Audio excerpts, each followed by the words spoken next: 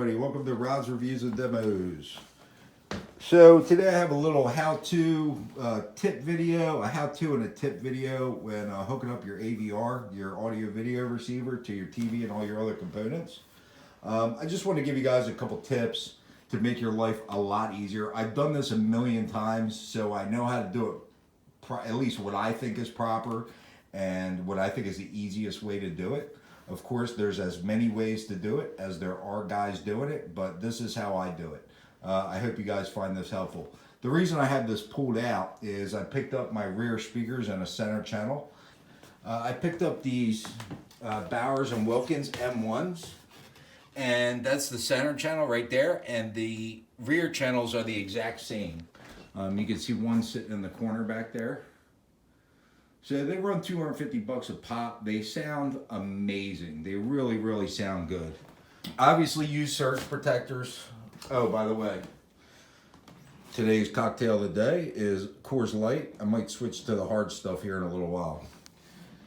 So what I like to do is I put two service loops in the system. And so what I'll do first is I'll run all the wires. The DVD wires, the speaker wires, everything. I just kind of lay it all where it has to go before I put any of the components in. Then once I do that, what I want to make sure I have is I have a couple feet of slack here to pull the entertainment center out to clean behind it, or if I have to rewire something or add something or whatever. So I always want to make sure I have a couple feet of slack there. And then I add a second service loop, basically. That's what I call it, a service loop, so you can service stuff easily. Out here, all the cables for the receiver connections are out here. As you can see, I have the receiver sitting here. So this way I can see what I'm doing, plug everything in, and then when I go to put it back, my girl will give me a hand and pull all that extra cabling out of there for me.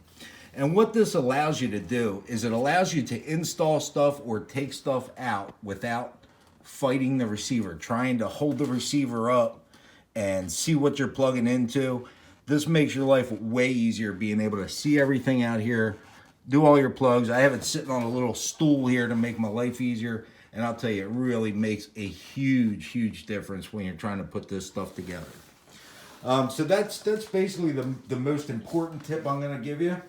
The other thing is, you know, like I said, everybody has a different way of doing this, but your audio video receiver is made to handle everything, all the signals.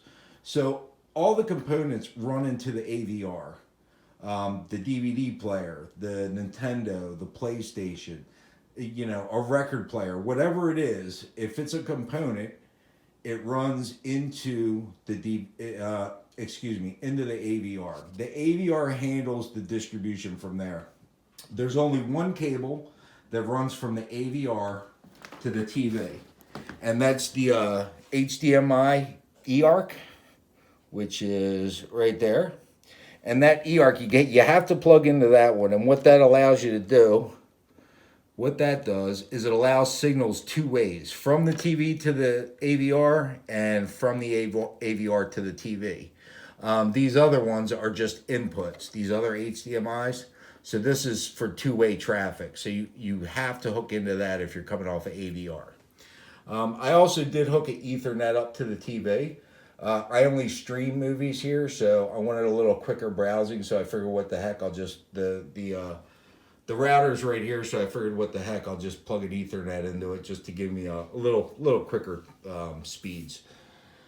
So yeah, that's really it that goes to the TV, other than the power cable, of course. And, you know, it makes for a lot cleaner installation. Eventually, this TV, when it's down in my home theater, hopefully in the basement, it's going to be hung on the wall and everything will be hid inside the wall eventually. Hopefully. We'll see how that goes. So, yes, service loops, big, most important thing, service loops. Make sure you leave yourself some room with these wires.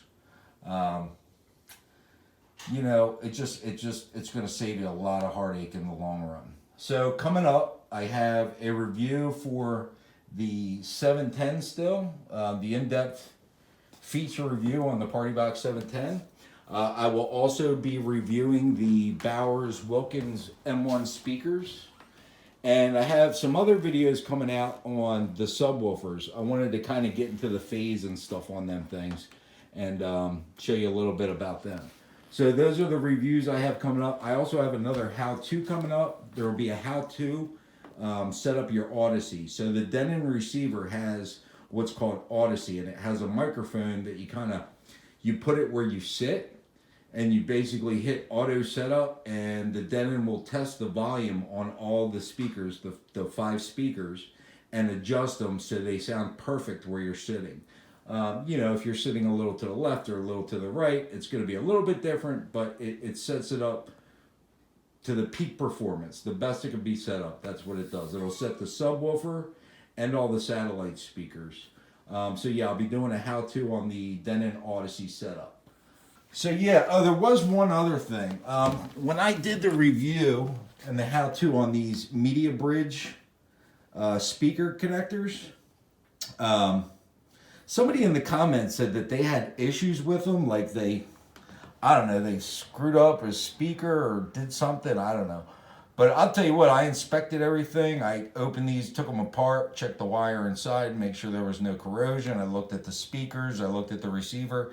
Everything looks beautiful. So yeah, I've had no problem with these at all. They work really, really well, and they hold great in those holes. So yeah, I still recommend these things. And it was cheap. They were like 25 bucks for what, a dozen of them or something like that. So yeah, totally worth it. So yeah, I think that's about it. If you guys have any questions, you know me, hit me up in the comments. I'll help you out. So I'm thinking about, I saw in Best Buy yesterday the Philips Hue. That's the TV backlighting and stuff. I was thinking about getting it and reviewing it for y'all. So in the comments, you know, put down what if you guys are interested in seeing that or not. Right now I kind of have the generic stuff on there, but the Philips Hue is available. So let me know in the comments. So thanks for watching, y'all. I really appreciate it. Don't forget to hit the like button, hit the subscribe button, and I'll see y'all next time. Cheers.